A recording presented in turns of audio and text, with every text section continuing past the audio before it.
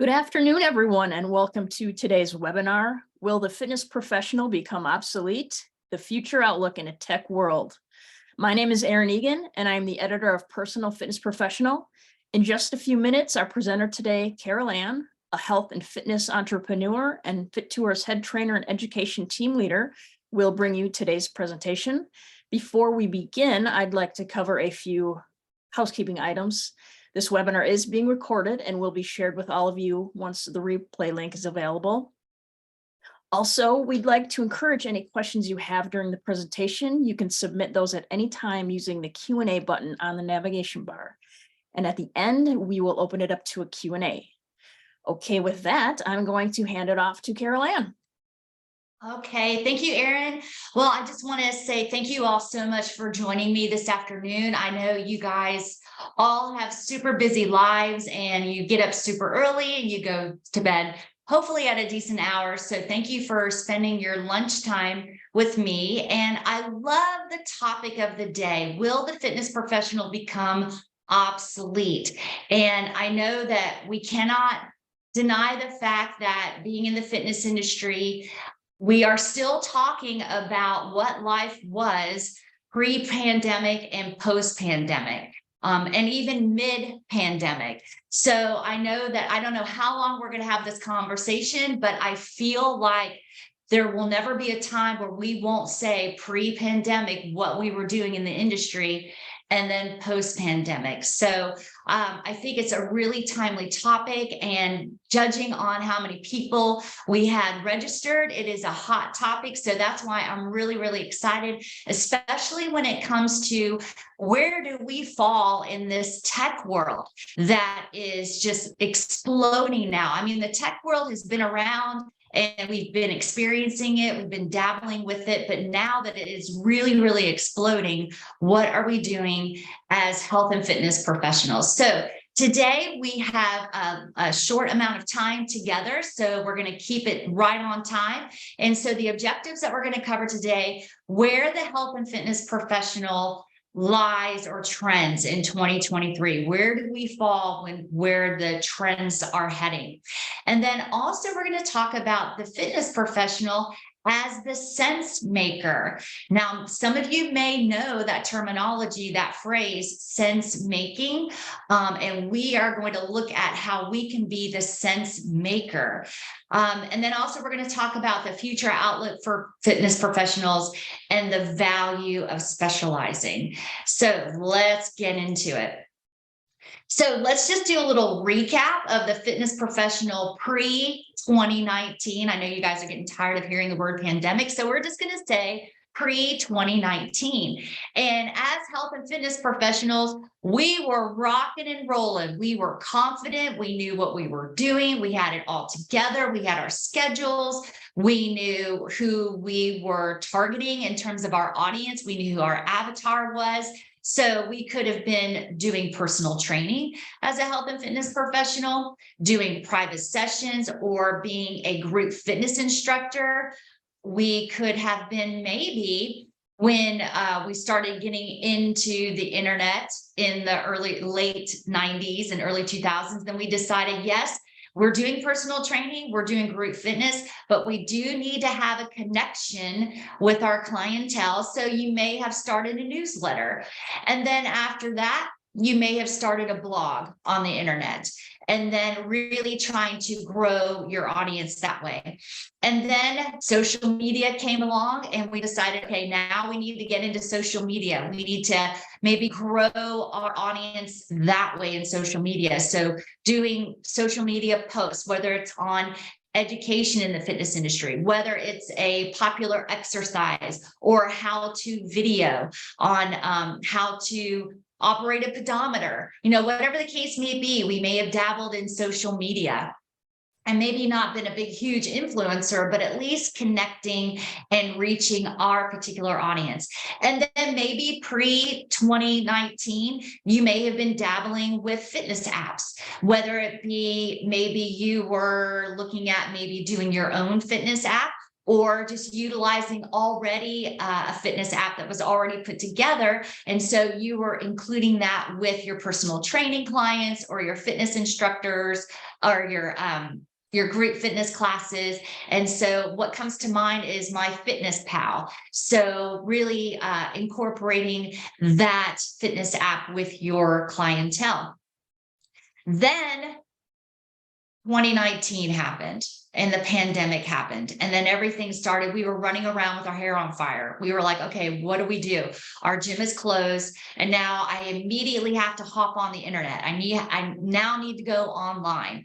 And so I remember working with PFP, and we're like, okay, what kind of education are we going to do for fitness professionals this month? And it was all about virtual training and how to set up your virtual studio, how to reach your clients. So when it was actually 2020, when 2020 occurred, then we started thinking, okay, now I need to have a real true online presence, no longer just sending out the newsletter, no longer having a blog, and no longer just kind of, just playing around with social media or other people's fitness apps. I really, truly need to make a connection with my students or my clients online, whether it be on demand, you were recording classes, or maybe you were doing live training sessions. And then also what became popular during that time were home gyms or home studios. So our people were starting to put together their own home studios because they couldn't go to the gym anymore. And then the Peloton grew, and just sales just skyrocketed Peloton during that time. And also the mirror, if you know about the mirror became very, very popular during that time. So people were trying to find their fitness online. And then wearable technology. Now we've had wearable technology pretty popular since 2014, but now it's really, really exploding. And we'll talk about those trends here in just a minute. But wearing smartwatches and having an app that tells you everything about your sleep, to how many steps you took, what's your blood pressure, what's your oxygen reading. So it's just insane what's going on now with wearable technology and the apps and all of the data that's being collected.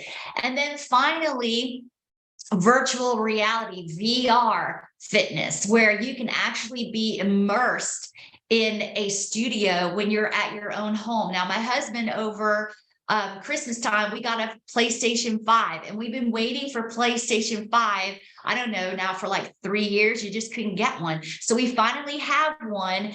And guess what? We also have VR. I've played around with this once. It's very freaky. If you have one at home, it's actually kind of a lot of fun. And I'm going to be dabbling with this a little bit to see if I could get into a kickboxing class or some sort of fitness class with this VR. So I think I'm super excited to give that a go. But that is very, very popular, or growing in popularity right now. Or just gamification at the gyms using VR technology. So we have a poll question for you right now. I'd love to interact with people who are attending the webinars. And so my question for you, I just want to see where everybody's at with all of the technology and what has happened in the past 3 years. So are you trying to adapt your training to the impact of technology in our industry? So just choose one. So no, not at all. You're going to stick with in person, or yes, as a matter of fact, you've taken everything you do online. And I do know some trainers who kind of fell in love with the idea of training online. Or are you doing a little bit of both? So hybrid. And so we'll just give you a couple of seconds there to answer that. And then as soon as Erin is ready, she's going to take it down, and then we'll see what the results are. Okay. Very interesting. Okay. So 38% of you say that you are not online and you're just totally in person. And then 8%, you're all online, and then a little bit of both, 55%. All right, that's really cool. So let's save these results, Aaron. That way we'll have them for later. So really cool.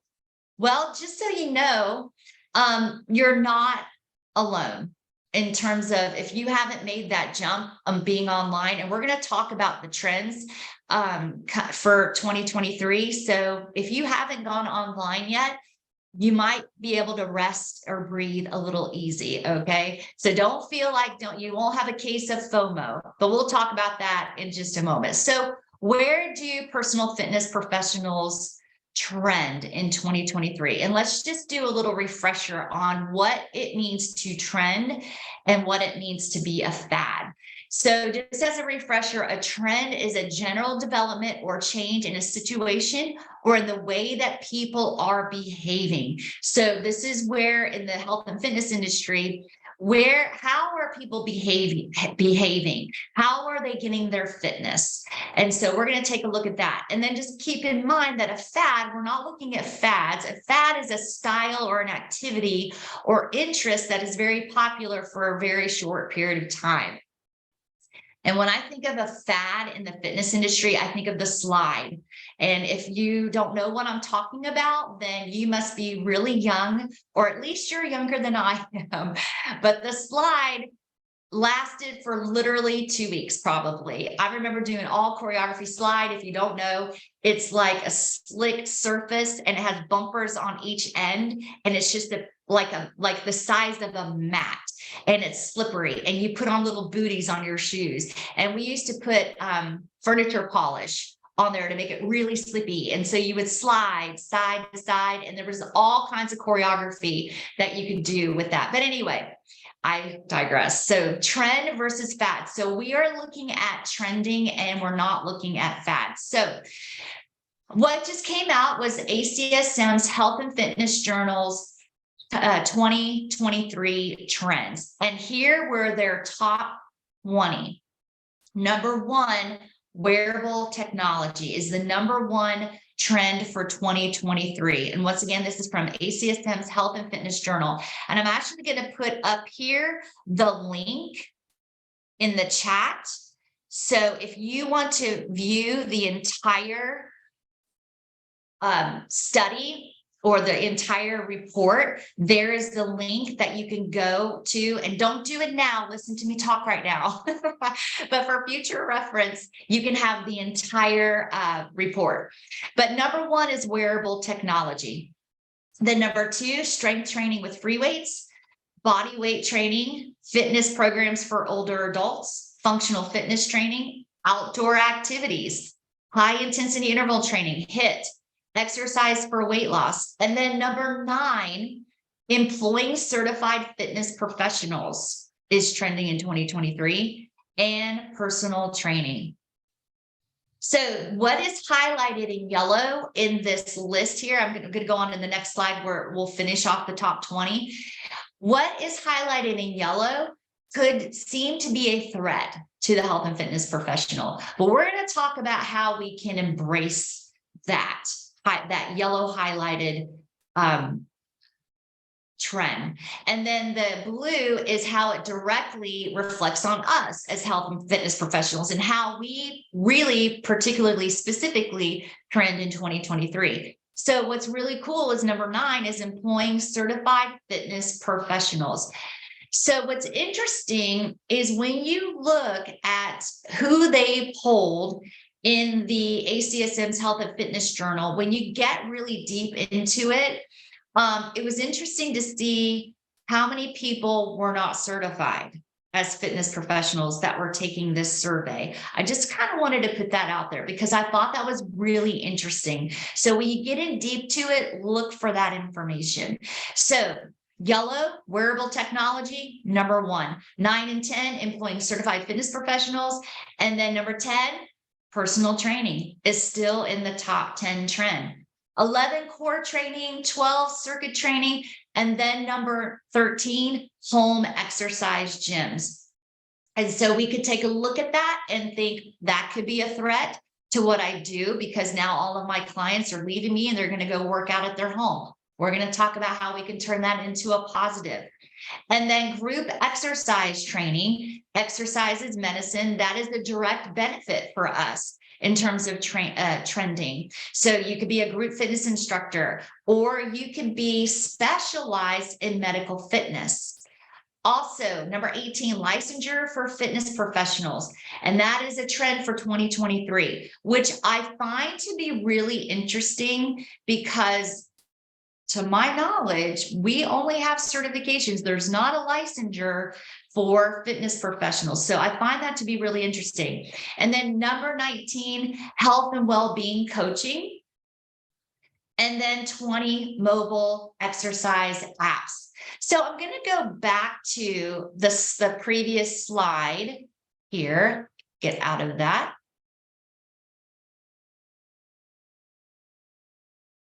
There we go.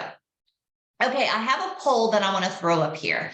When we're looking at wearable technology, are you using wearable technology as part of your training? And so you can look at, let's say, heart rate monitors. Are you using heart rate monitors? Because that's wearable technology. So if you do something like Orange Theory, that people wear a heart rate monitor and you can see everybody's data up on a big screen, or if you're not in a specific Orange Theory, are you using it in your own private sessions specifically? Are you having people attend your group fitness classes with smartwatches and then draw your attention to what's happening with their smartwatches? So just answer yes, no, or maybe you're in the process of trying to incorporate that into your workouts. So we'll just wait like a couple more seconds and then we'll see what the results are. Okay. 38% of you say yes, you are. And then 51% say no, you're not. And then 10% you're in the process. Okay. So that's really cool. All right. We'll save these results and then we'll put it up. So there's room for growth there. If you're not using wearable technology, we'll talk about how you can start incorporating that, even if it doesn't really mean that you're using it specifically for each workout, but maybe we'll talk a little bit later about how you can start incorporating that. So now when we're talking about mobile apps, that hit the top 20 in terms of trending. So our clientele, they're looking at mobile apps. So let's pull up this next poll question here. Have you created your own app? So we saw back in pre-2019, we may have been dabbling with the idea of using an app, and specifically comes to mind like MyFitnessPal app for your students to log all their information, to track what they're eating, to track all of their exercises, but using someone else's app. My question for you, with this big technology boom and with the pandemic, and now we're getting a little more digitized in our industry, and I think the health and fitness professional is getting a little bit more savvy with technology. Have you looked into creating your own app, or have you already created your own app? Yes, no, or maybe you're in the process of developing your own app. Okay, all right. Let's see, what do we have? No. And then we have 2 people that are in the process. Really interesting. Okay. I'm surprised by that. I'm surprised that that not more people have already done it. Okay, thank you. Thank you, Erin, for that. Okay, so let's now look at the results. And let's just take a little snapshot comparison. What's really, really interesting, because you may be thinking that virtual fitness and being online, whether it's on demand, if you've pre-recorded your workouts and you're on demand, or if you're live in person, because I know that we may be feeling like FOMO. If you're not online and if you haven't made that jump yet, you may be feeling like you're getting behind or you're having that fear of missing out. Well, let's just take a look at this for the 2023 results comparison. When you look at online training in 2021, and this is completely obvious as to why this is so, 2021, Online training was number one. 2022, it started to fall off. When gyms started opening up and going back to the gym, having more access to group fitness classes, people's personal trainers, online training started to take a dip in 2022, number 3. And then look at number 20, year 2023. Online training didn't even make the top 20, which is really, really interesting. Online personal training in 2022 was number 17. And then in 2023, it's dropped off to number 26. It didn't even make the top 20. But home exercise gyms, 2022, it was number 2 on the trend. And then this year, it still remains in the top 20 as number 13. So what that says is that it looks as though health and fitness industry is returning to the basics. So remember my little slide, what was going on prior to 2019? We were like Rosie the Riveter. We were like strong and confident. We knew what we were doing. We had it all dialed in. We started to maybe expand in more of a digital aspect by having a newsletter, or maybe we started a blog. So it looks as though that we're getting back to the basics, which is really refreshing. But that doesn't mean that virtual fitness is going away. So let's take a look at Les Mills. Les Mills also did a trending inquiry as well. And there they had the top 7, what is trending in the industry, gamification at the gym or even at home. And what they considered gamification was the VR, the virtual reality, being immersed in the meta universe in your workouts. So major companies are starting to take a look at this. I know Nike is taking a look at this on how individuals can be immersed in a workout. Or in a workout studio without having to get into the car and drive to a workout studio. I'm actually going to be dabbling in that for myself to see what that's all about. Now that I have my PlayStation 5 and my VR goggles, I'm going to take a look at that. Smart home gyms to complement in-club exercises. So the home studio, the home gym. And then I love this. Going green with biophilia training. What is that? Biophilia training sessions, it's nature-based workouts. In other words, deliver a holistic sensory experience, giving you the chance to take in the scenery, move in the breeze, feel the earth underfoot, and smell the grass and the flowers. So that's outdoor activities. So that I love that terminology. I love how we can take outdoor activities and give it a really fancy schmancy name. Also, AI science and advanced fitness wearables. So fusing together your biometric data, your activity levels, your goals, AI-based training programs, and that will be soon exploding. It's a $99.94 billion industry right now. So we're going to take that wearable technology and then we're going to design fitness programs based off of that information. So AI is just it's just exploding right now. And it's almost scary. I'm almost wondering if we're going to turn into the Terminator with all this AI. But now we're taking it and we're fusing it with exercise prescription. Also, exercise snacking is trending in 2023. What is that? Are you eating like a protein bar while you're exercising? It's like energy in, energy out. No, exercise snacking is getting little bits and pieces throughout the day. So you're moving, you're doing little exercises here and there and snacking. Number 6 is walking and low impact exercise. So the biggest trend out there right now, and I don't want to botch it up, it's 12, 3, and 30. 12, 3, and 30. And if you Google it, it's 12-3-30 workout, where you're on a treadmill and you're at a 12% grade and you walk at 3 miles an hour for 30 minutes. And it is exploding all over the place. It's super popular. So walking and low impact exercise is trending right now.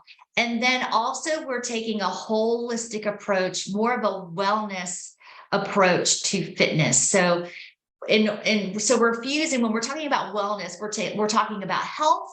And so that's very apparent when we're talking about wearable technology, because when people are looking at their health, they want to know what their blood pressure is. They want to know what their resting heart rate is, or their current heart rate, whether it's resting or what their heart rate is right now. I got my smartwatch and I can see what my heart rate is right now. They want to see how they're sleeping. So they're fusing all of those components, and they're looking at how they're living their whole lifestyle from a wellness component. So health, fitness, nutrition, appearance, sleep, and mindfulness. And this is a $1.5 trillion market, and it's growing by 5 to 10% each year. So this is really important, because mental health right now is so on the forefront. And if you can capitalize that within your workouts and be the leader as the personal trainer and the group fitness instructor, and really incorporate mental fitness or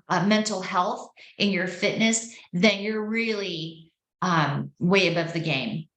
All right, now I did another little survey. I looked at Pure Gym, and they're based out of the UK, and they did their own report in terms of trends, and they entitled their report "Virtual Fitness is so last year."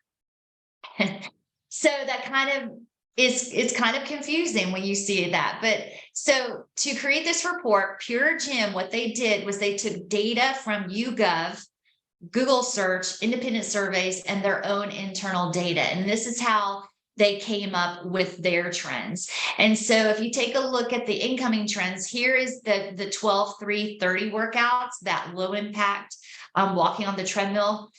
That workout increased 308% trending this year over last year.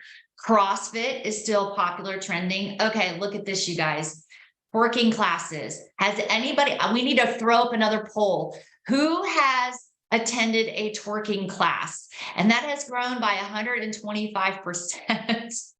And it could be because of our posterior, our booties. That's the body part that everybody wants to work on. So you can take a look here and look at the incoming trends, and then what comes in must go out. The number one outgoing trend was virtual fitness challenges, workout challenges. Virtual fitness is on that outgoing trend. So it's just interesting. I threw that up here if you want to do a little screenshot and just look at that. But you can also go to Pure Gym to check out where I got that information. Now, when you're looking at all of the trends, and there's just so many of them, but it can be confusing for the health and fitness professional, because we want to stay on our A game. We want to make sure that we are providing our clients, our students, the best possible fitness programming that we can. We also want to make sure that we're providing what people are asking for. So when you're looking at trends, and what you're looking at in terms of trends, you're looking at the behavior of your clients and your students. So how are they behaving? What are their needs? And how can you fulfill those needs for them? So what we're going to look at now is being a sense maker. And I don't know if you're familiar with the term sense making or sense maker, but sense maker is a person who facilitates a process that allows people to understand ambiguous, equivocal, or confusing issues or events. And when we're looking at sense making, it may be a new term for you to understand, but the concept was actually introduced to organizational studies by Carl Weick, and it was introduced in the 1970s, and it has affected both theory and practice.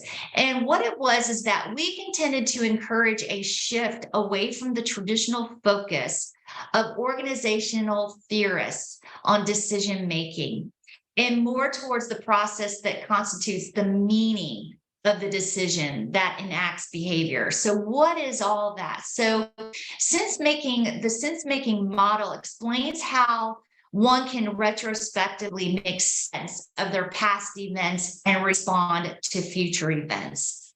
And then also in the sense-making theory, organizational members. And so it was really for organizational studies. So when we're talking about the workplace or maybe groups, in essence, when you're dealing with companies or even corporate settings, they will use this theory or this process called sense making.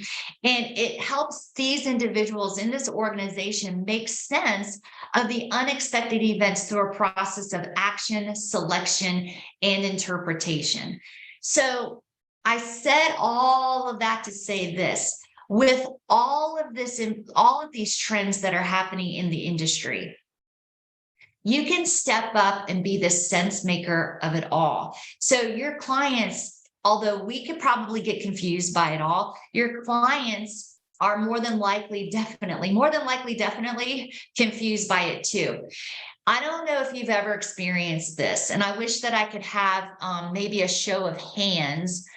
If you can raise your hand on here on this on our Zoom platform here. But have you ever had a class where everybody has their smartwatches on and they've got all this fabulous data that's coming into them, but they don't even know what a proper blood pressure measurement should be?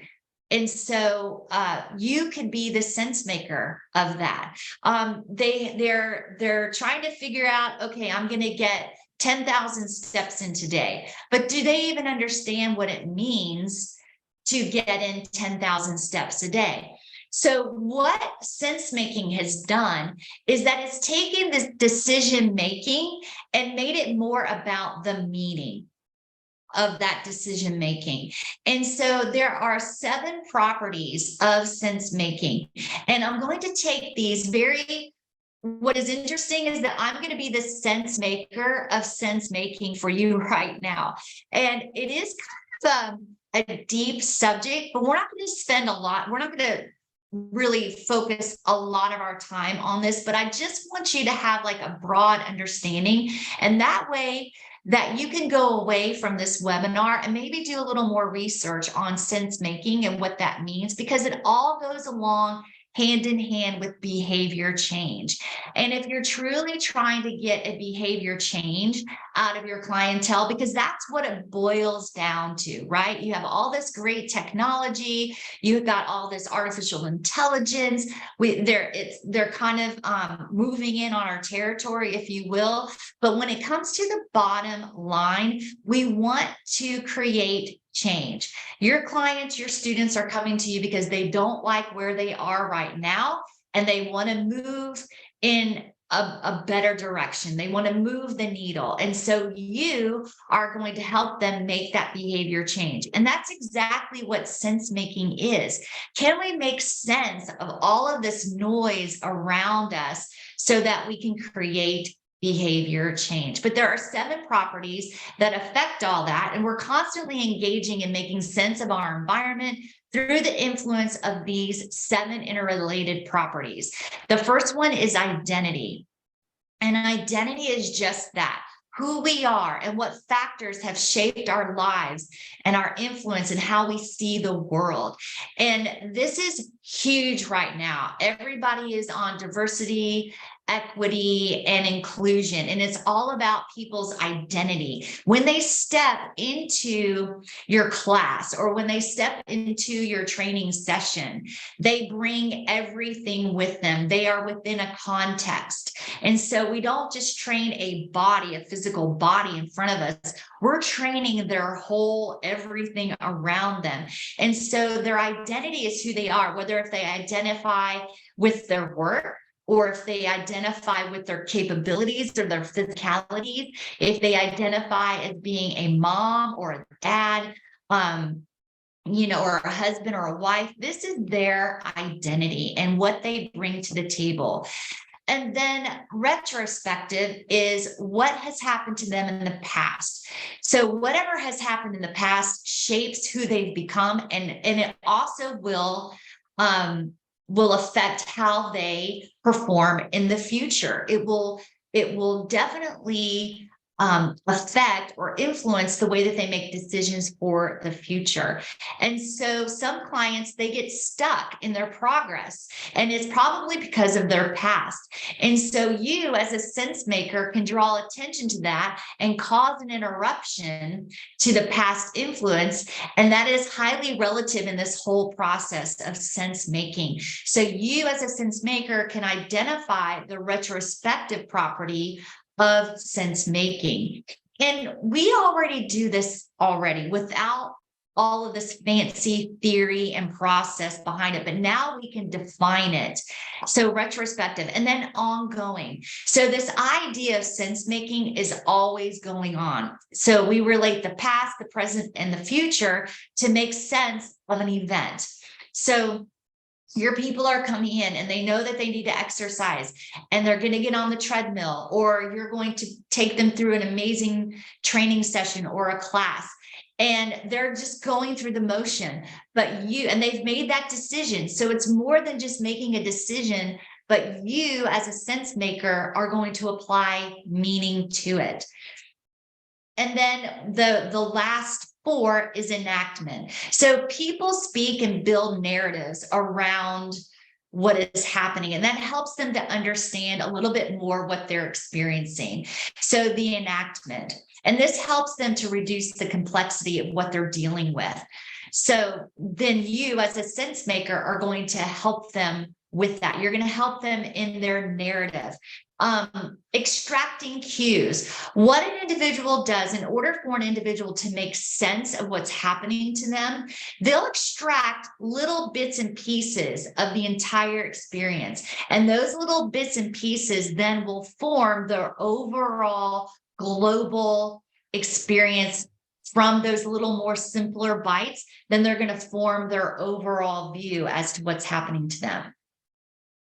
It's also social. So based on either interaction with others or expected interaction with others, this is how a person makes sense of what's happening to them. So this is an evolving product of conversations with ourselves, with other people that are around us. So this is our self-talk, what we're hearing in our head, but then maybe what other people are saying around us.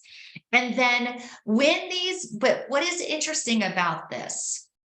When an individual starts a routine, and let's apply this to exercise. So they come to your, let's say your Pilates class. A person comes in, steps into your Pilates class, and you have people. It's a social environment. You have other people around them, and they're assessing what other people are saying. They're creating that narrative based off of what other people are saying, but they're also listening to their internal dialogue.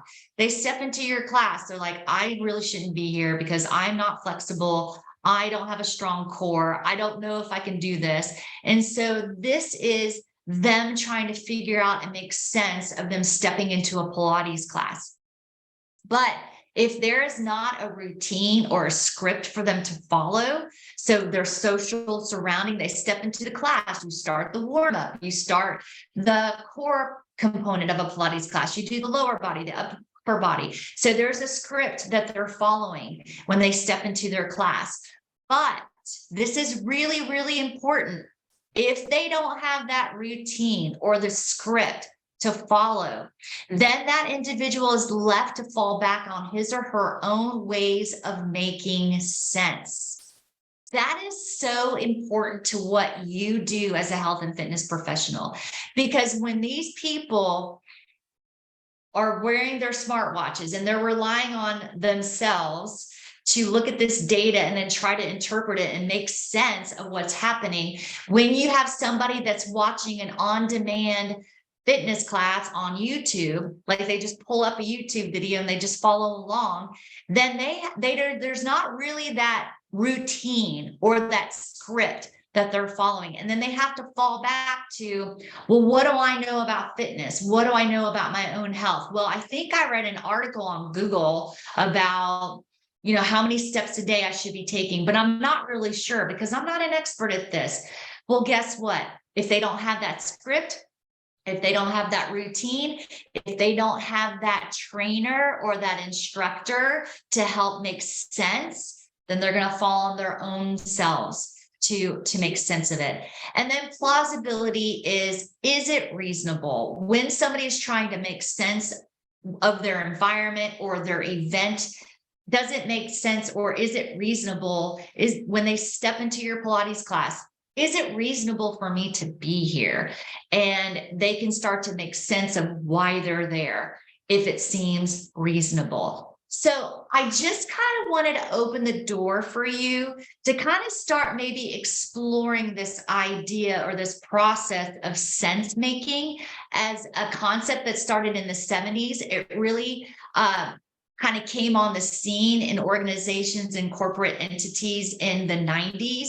And what can we do with that now that technology and all of these things are moving in on our territory, so to speak?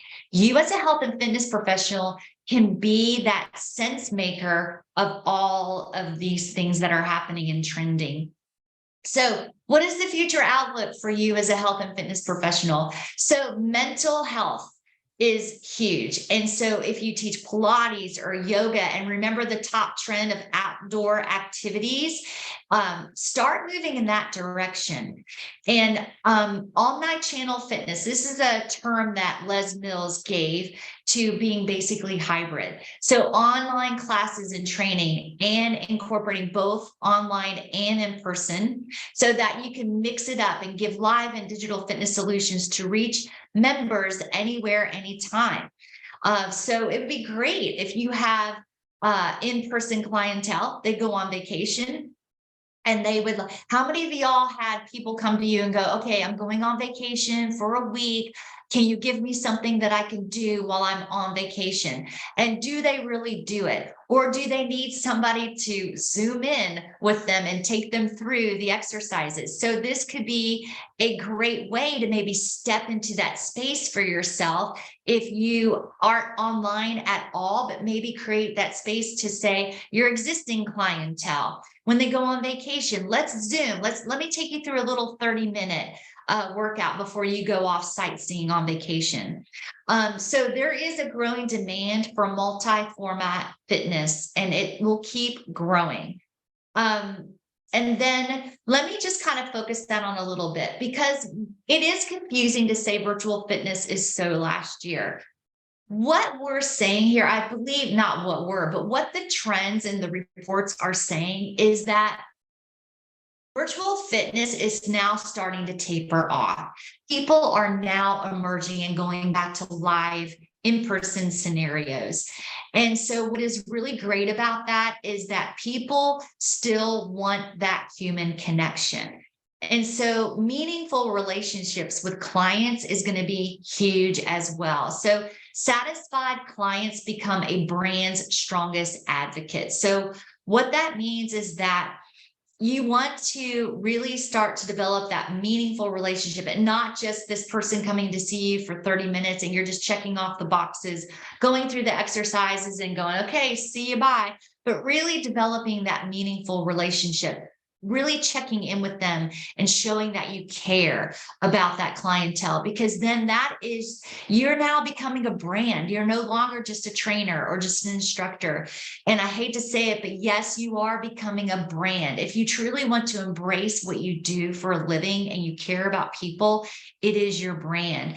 And understanding how to build strong relationships and the science of motivation and behavior change is really what is important. And this is what people are seeking out. And you want to make that experience personal. Word of mouth marketing and is pretty much what it used to be and what it still is.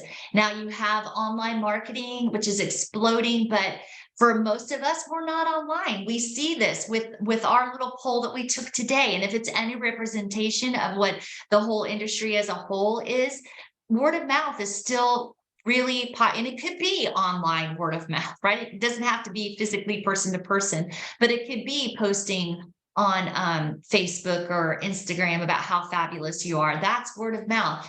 And then loyalty programs. How can you keep your business alive with your training? Well, develop loyalty programs for your clientele. Keep them coming back. Also, movement.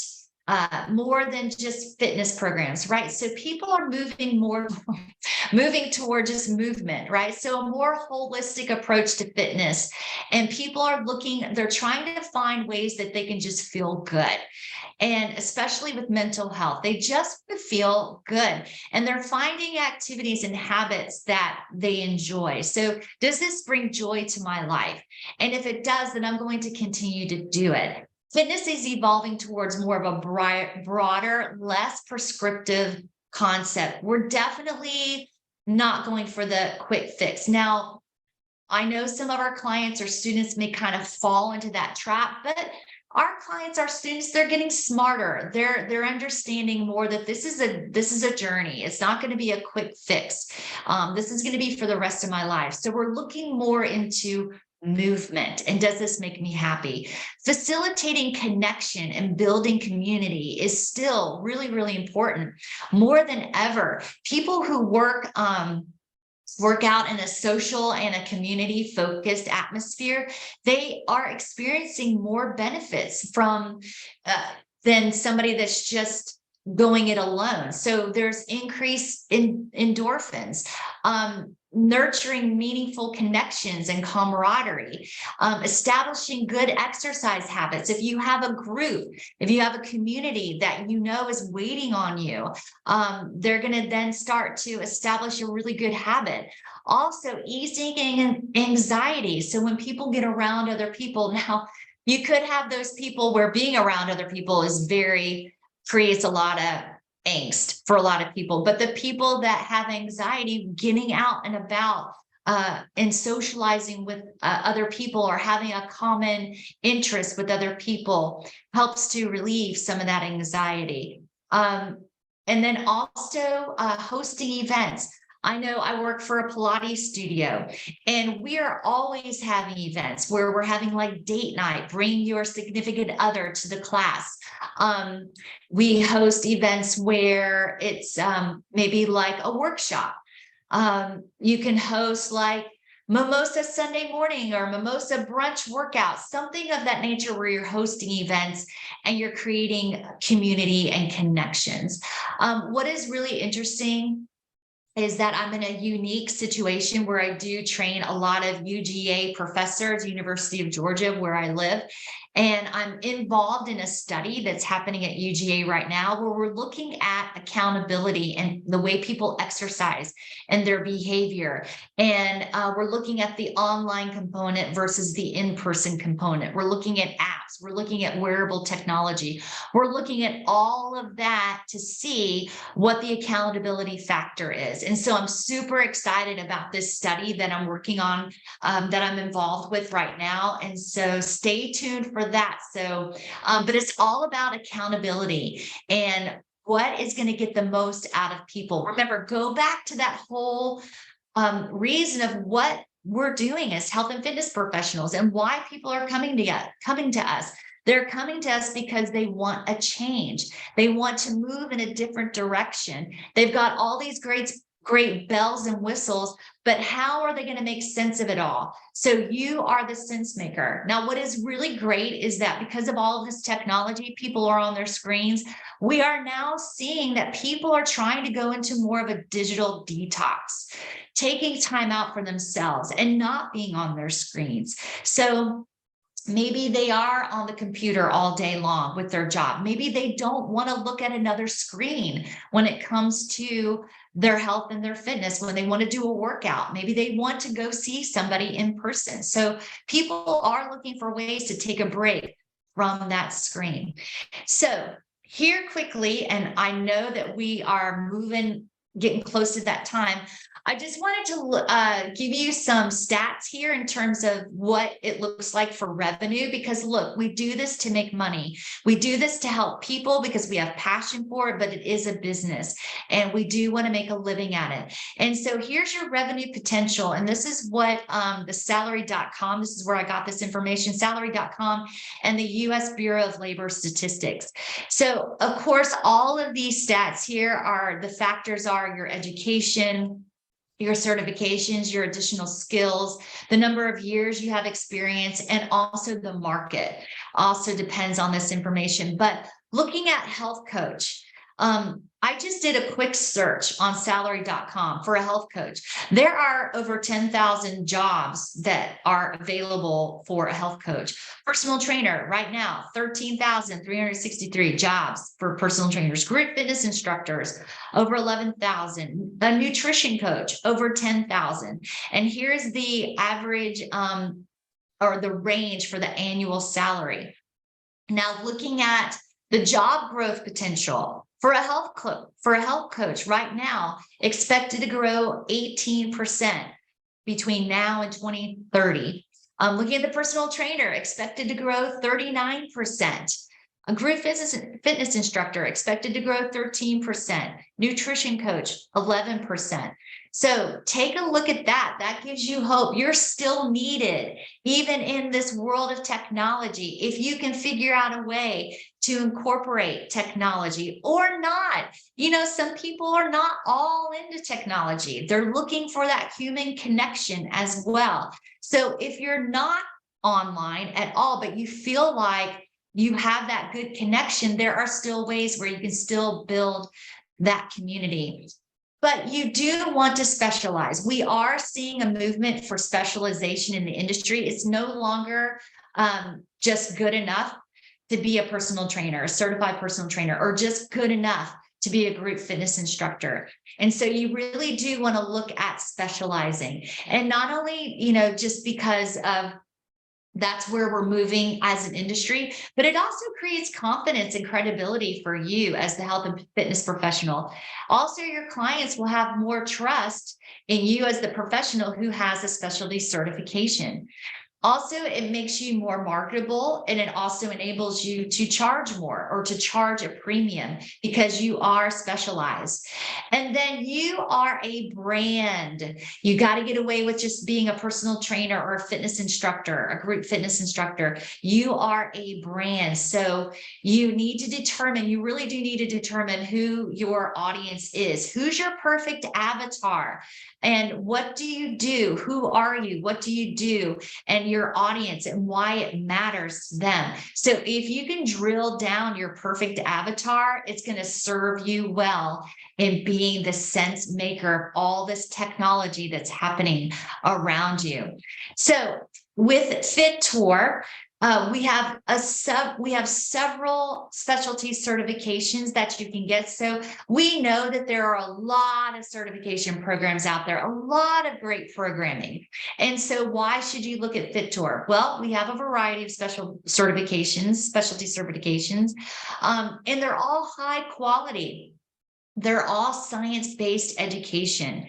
It's accessible and it's convenient. And while we're on the topic of online, they're all online. We do offer some in-person workshops, but all of our programming is online, so it's accessible and it's convenient. It's also affordable. And why is that important? So that you can get a return on your investment. You always want to invest in your education and always grow as a health and fitness professional, but guess what? You need to be a smart business person too and get a return on that investment. FitTour was designed and it started at grassroots. We have a love and a passion for those individuals who are not in these big cities. And that's how we started. We started off on a tour where we went to the people. We went on tours where they lasted for 6 weeks and we were in a different city every day providing continuing education. But because that was back in the 80s and the 90s, and now we have an online presence, we still have that small town feel. And we really want you as a health and fitness professional to be able to have access to this education. So that is why you should pick FitTour. And I know that we're right on time here, and I want to be honoring your time, but I want to thank you once again for joining me today. And for those of you that are joining, you get a special code. We have a special offer for you that have attended this webinar, where you can get the nutrition coaching, because nutrition coaching certification that we have We have a primary and an advanced, and we have a special for $39.99. And I know that we have a link, and I think Melissa, if you're out there, if you can put that link up there in the chat box, if you haven't already, that's going to link you right to that special. That way you can get on to being a sense maker and make sense of all of this technology and all this stuff that's happening. Utilize that to your advantage. You be the sense maker of it all. And because you already are. Your students are looking to you because you're their expert, and they want that human connection. They still want that human connection. So don't feel like you're becoming obsolete because of all of this online technology, everything that's happening. You can play a major role in a tech world. So with that, that's my time, and I'm going to turn it over to Erin in case I have any questions. Great. Thanks so much, Carol Ann. We do have a few questions. First up, should I have a class about wearable technology? That great question. You know, what's really cool is that if everybody has a smartwatch, and you can make an announcement. Now, I personally am not an Apple girl. I'm a PC girl. So I have an Android. I don't have an iPhone, so I have a Galaxy smartwatch. But if you have a lot of people that, if you're an Apple Watch girl or guy out there, and if you have a lot of your people using the Apple Watch, and you want to have a class, a class specifically for, we're going to take an hour and we're going to all meet together, and we're going to talk about how we can use the Apple Watch in class. So you can have an educational, that's a great way of you being a sense maker, of educating your people on what is all this data that I'm collecting and how can I utilize it to the best of my world, and to get the most out of it, the bang for my buck. Because you spent a lot of money on that watch. So how are you going to use it? Great answer. Another question asked was, why do you think virtual training is on the decline? Okay, so I did mention this earlier, but I feel like virtual fitness is not necessary. Virtual fitness is not going away. Let's just be very clear. It is not going away. I feel that it's going into a little decline, because naturally people are showing back up to the gym. They're showing back up to their personal training sessions. They're going to their group fitness classes. They're getting back out there because we found that people want to get back to the basics. They want that human connection. They want that accountability. So not that virtual fitness is going away. It's just now starting to take a back seat to what is naturally happening when people are coming back out on the scene. We have someone who said, I missed what you said about walking 30. Can you quickly go over that again? Yes, the 12-3-30. And if you saw on that Pure Gym report, it was #1 in terms of how fast I think it was 300, over 300% growth in popularity. What it is, it's you're walking on a treadmill. You have an incline of 12%. You're walking at 3 miles an hour for 30 minutes. Okay. We have someone here who said, I do not teach those listed for mental health. However, I do teach Zumba fitness. Would you not consider that as good for, would you not consider that as For good? mental health. Yeah, since it works the Yes. body and brain with Yes. Absolutely, 100%. Zumba is like a party. And so when you go to a party, and if you like people, let's just be clear, then, your spirits are lifted. If that's the way you get energized and you get happy, yes, there's definitely endorphins are being released, and that is great. Yes. Zumba is awesome for mental health. And if you look at Pilates and yoga, let me just kind of clarify the Pilates and yoga aspect. When you're looking at mental health, there's a lot of breathing components. So there's a lot of benefits for breathing and mental health. And so listing Pilates and yoga really focus on the breath as well. So when you look at specifically breathing and enhancing mental health or improving mental health, That's where Pilates and yoga come into play. Zumba is like a party. You get energized, endorphins are flying, and that is also good for the soul as well. All right. Another question. I've been in the field for 20 plus years, and virtual fitness has truly dumbed down the importance of in-person fitness. It's impossible to change a poor movement pattern through a screen. Most people doing online fitness don't do it appropriately. So what are your suggestions in terms of giving value to in-person work? So that is a really good point. And then now let me ask a question. Well, I don't know if I can ask the question if they can answer it quickly. When you are looking at virtual training through a screen, and if it's a one-on-one scenario, I understand what they mean by dumbing down and people aren't doing good form. I think if you're doing one-on-one training, or maybe if you just have a small group like maybe 3, it is very manageable to be able to correct somebody's form. It is difficult, however, if they don't have body awareness, if they don't understand. So I guess it depends on that person's level of capability and understanding and being able to take cues verbally. So that is definitely what you need to do. If you find that you struggle with that, and so that's one-on-one or maybe 2 to 3 people. It is very manageable to correct somebody's form. It does become unmanageable if you're teaching a group fitness class on screen and you can't correct anybody's form. It's almost impossible. Also, if you're doing on demand, yes, form is going to be whatever is going to happen. Then that's when you definitely get good disclaimers and liability forms for online. My suggestion for you in terms of creating that value, you do just that. You make the comparison of that online to in-person. If you're promoting yourself as being in person and that's all you do, that's exactly what you say. You say, in person, I'm going to be able to check your form and correct you in real time. That way you can start to understand what proper form is. Also, tactile cueing. If you're an individual that does do tactile cueing, it's very valuable. So you might even want to say something like that. I can do tactile cueing with you in person that I would not be able to do. And that also, there's a whole thing on tactile cueing and how that elicits proper form. I hope that helped. I hope that helped in that answer. Maybe gave you something to think through. Great. Okay, great answer. Thank you so much. It looks like that's all the questions we have for today. Thank you, Carol Ann, for a very informative presentation.